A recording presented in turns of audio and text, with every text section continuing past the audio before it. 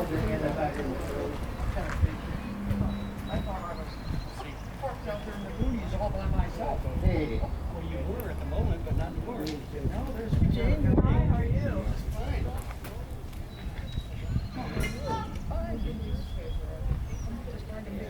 fine. Oh, I'm sorry. How's it gonna run? Hello. I didn't know where you were. 93. no, I'm not. Whenever I put things at school.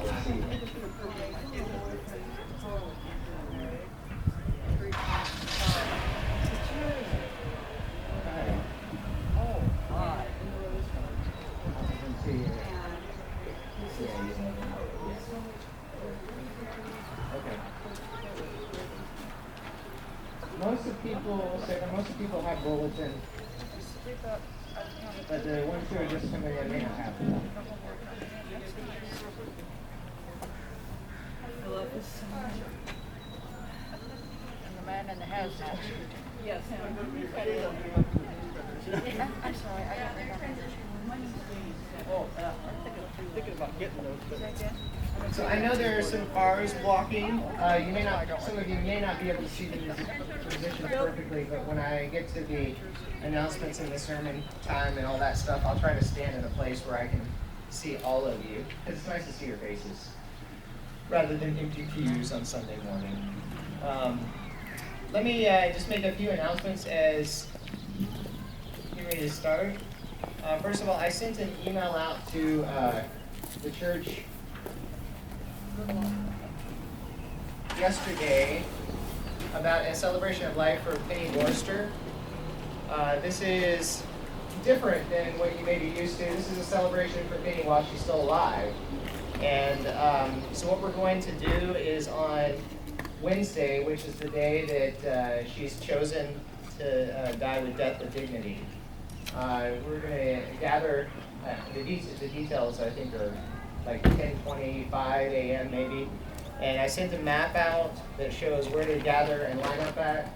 And then we'll do a caravan down by our house. And all the information is in the email I sent. I'm just telling you, reminding you about it now so that in case you didn't get the email and you want to be part of it, let me know. Or contact Anita Louise. Cressy, who's here somewhere.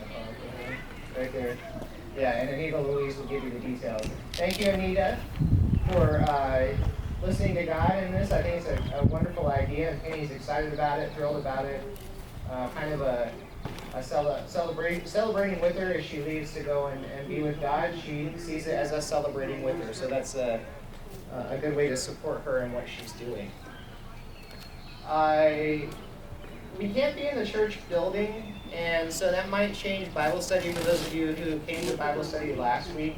We were able to sit outside in the sun. So if the weather's good, we can do that. We're allowed to do that. But if the weather's bad, we can't go into the building until June 15th, I think, according to the bishop. So I'm not really sure how to tell you other than if you look outside tomorrow at, say, 10 a.m. and it looks pretty miserable, or it doesn't seem warm enough to sit outside, we're still going to be broadcasting it live, so I'm not quite sure what the current forecast is, but somehow I'll try to communicate that to you this evening. I want to thank John Miller. Where'd he go? Oh, he's hiding behind the bricks. Who made this possible today. The reason you can hear on your FM radio is because of John, and because of this poll that he's put together. It's a pretty incredible thing that he's done for us. And so, thank you, John, so much for all the work you put in.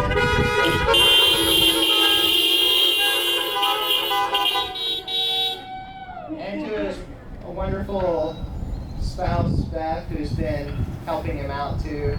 Thank you, Beth. We really appreciate both of you for making this possible. I don't know about you, but just being able to look around and see others that we know and be together here in this place today is really cool, really exciting. So thank you so much for that. I think that's all the announcements that I have. I might think of some others as we go through. We do have Walter here with us today. Alicia and John are here, waving out of their vehicle right there. And I've asked Walter if he'd sing a little later in the service, so he's going to come up and do a song for us also.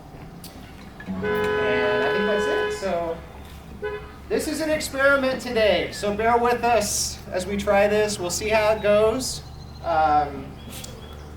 And see how it works. You know, the most important thing for me is for us to be able to try to be together in one place in a safe way. And so that's why I wanted to move in this direction.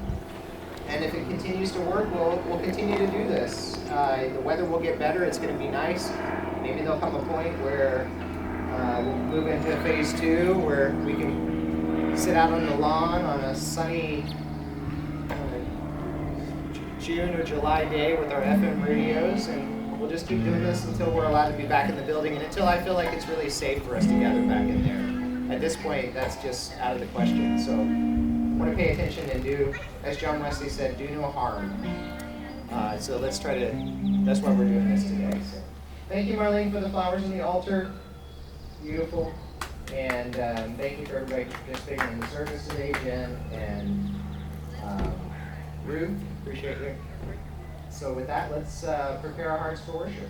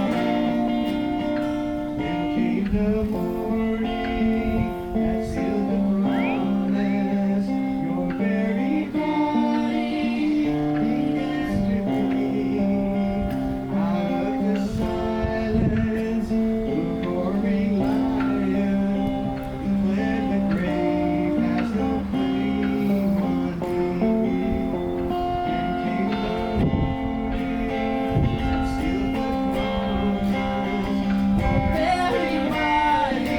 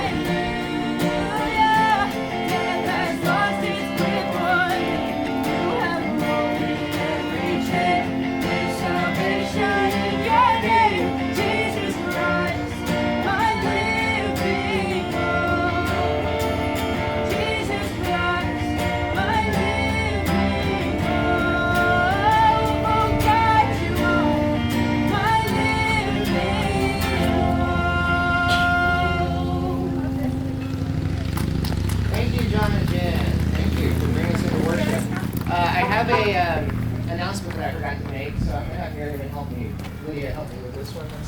Let's make sure. Just have you stand right over here. Watch this cord right here. Watch the cord. Watch the cord right here. Sorry, on Facebook you're not gonna be able to see this, but I'm trying to get them to a place where most people can see. was looking for one of those that ran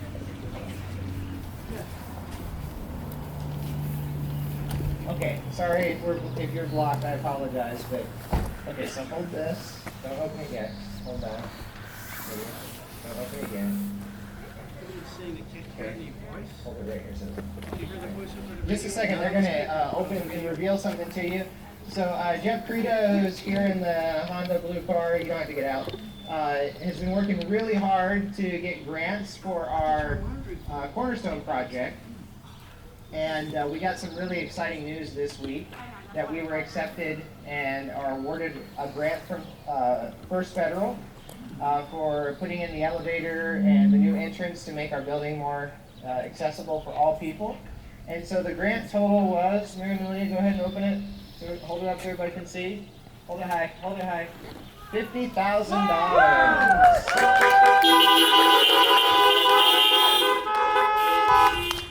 $50,000, amazing.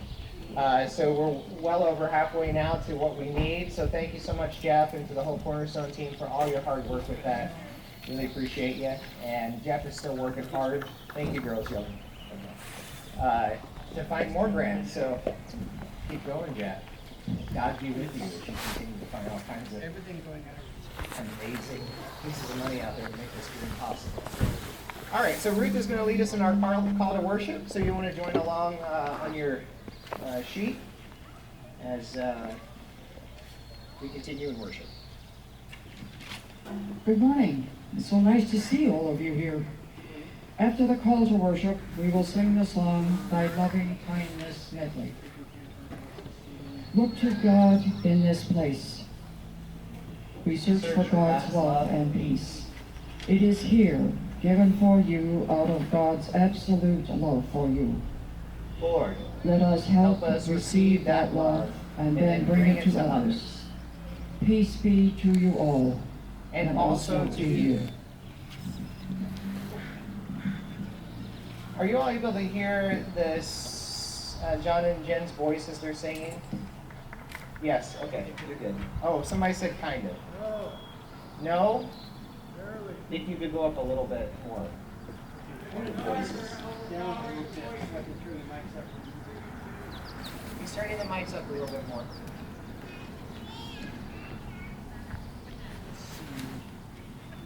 David, do you have the treble turned up on your radio?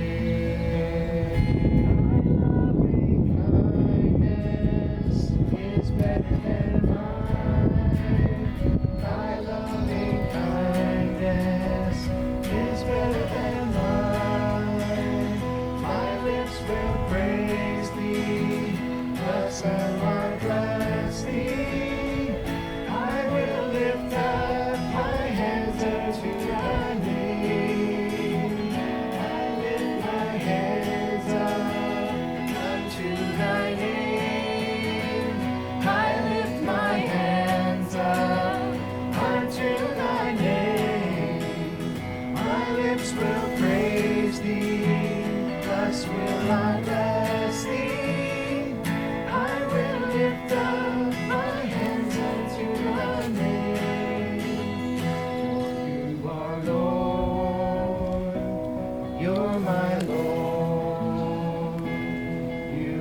risen from the dead, you are Lord. Every knee shall bow, every tongue confess that Jesus Christ is Lord. And I've got peace like a river, I've got peace like a river, I've got peace like a river in my soul. I've got peace like a river, I've got peace like a river, I've got peace like a river in my soul. I've got love like an ocean, I've got love like an ocean, got love like an ocean in my soul.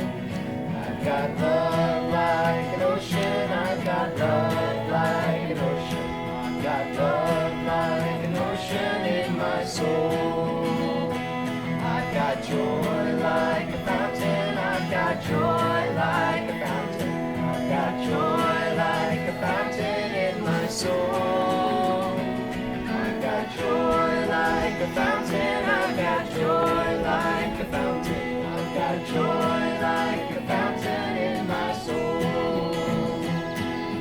This light of mine, I'm gonna let it shine.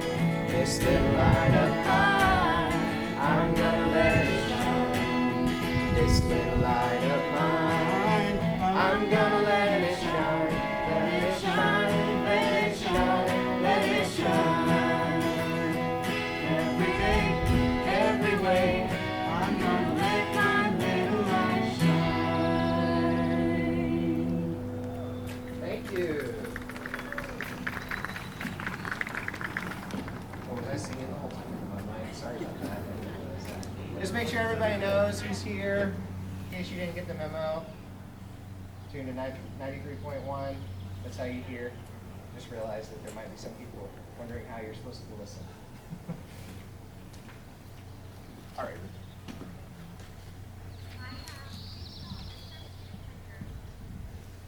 Let us pray. Lord of wondrous light and power, we come to you this day to learn of your will for our lives. Heal our wounds, lift our spirits, give us courage and confidence to boldly serve you in all that we do. Amen.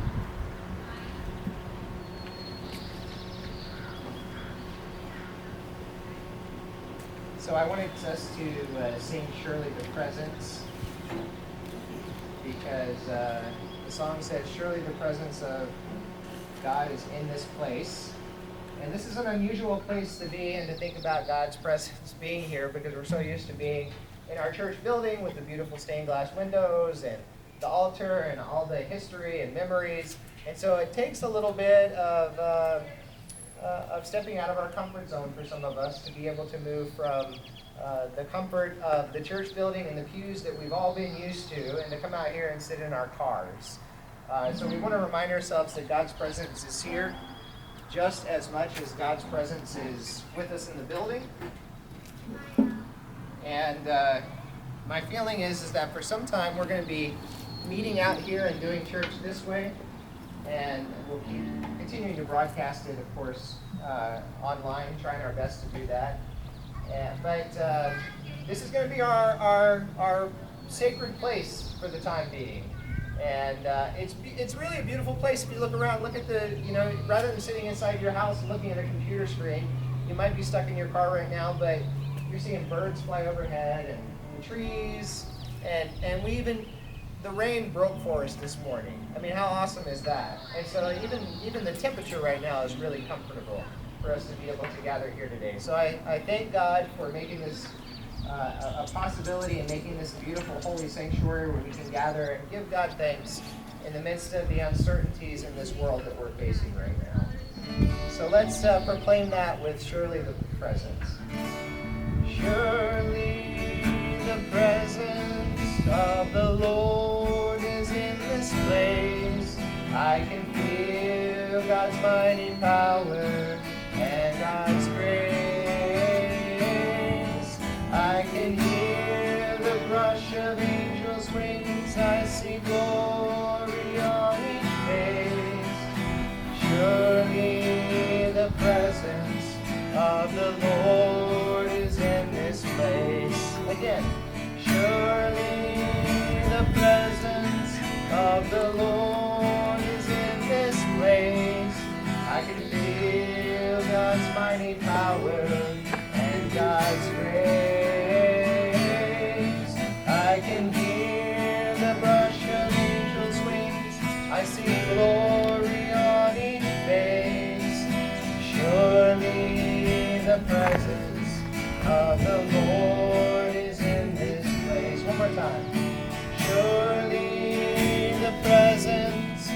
of the Lord is in this place. I can feel God's mighty power and God's grace. I can hear the brush of angels' wings. I see glory on each face. Surely the presence of our God is in this place.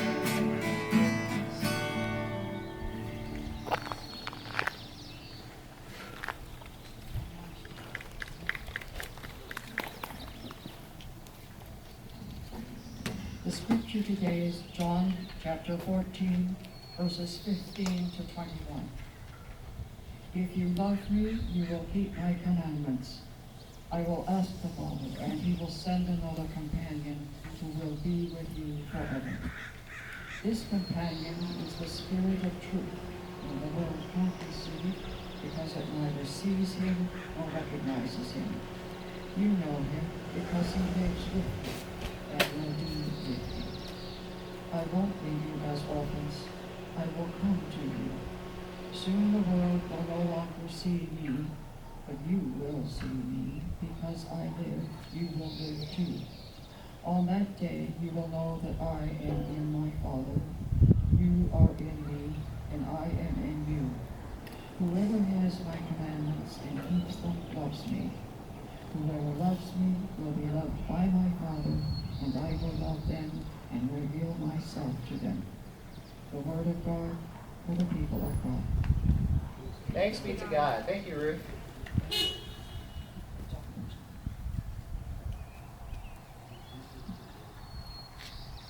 So a Christian pastor, a Buddhist monk, and a Jewish rabbi are discussing what they would like people's last words about them to be after they die and their bodies are on display in the casket there in the church or the funeral home or whatever. And the Christian pastor says, as people come by and see me, I would like someone to say, he was a holy man. He was a good man, a very generous man. And the Buddhist monk says, I would hope someone, as they come by and look at me laying there, would say, he was very kind and fair, a man who attained enlightenment, and a man who helped everyone in need. And the rabbi replied, forget you guys. I'd want someone to say, look, he's moving. Ever wonder what people will say about you? Or for that matter, ever wonder what your last words might be to others that you love?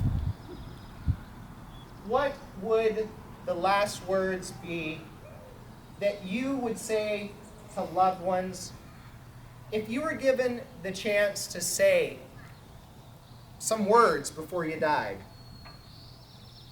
Now, I'm not 100% sure yet what I would say, because that's not a speech that I've planned yet at this point.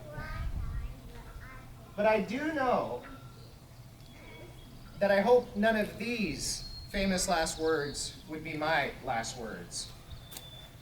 Something like, okay, just let it down slowly. Or, this doesn't taste right. Or, nice doggy. Don't be so superstitious. I wonder what this button does. You checked the power, right?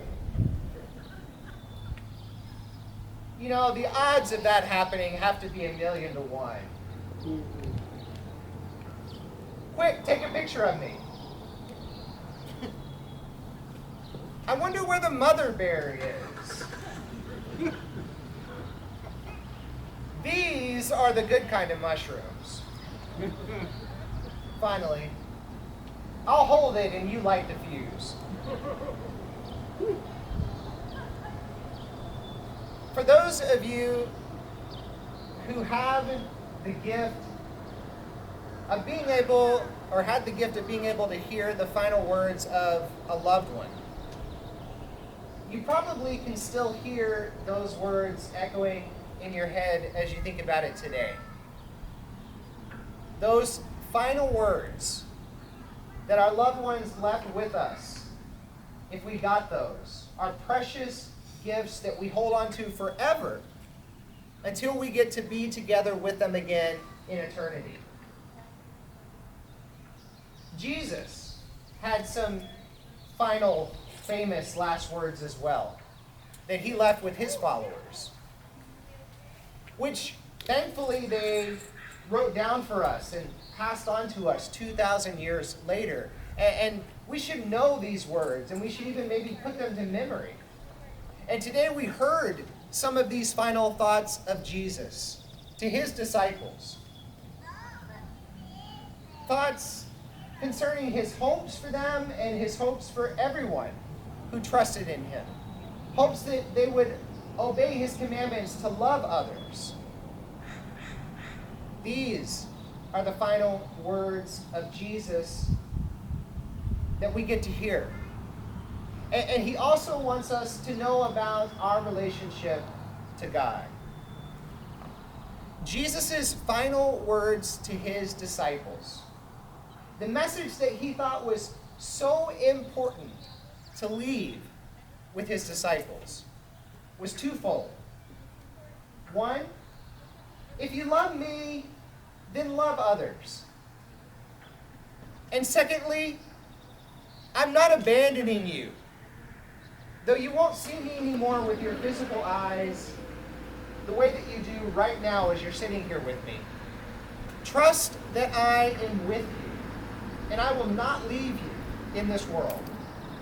I won't leave you orphaned in this world.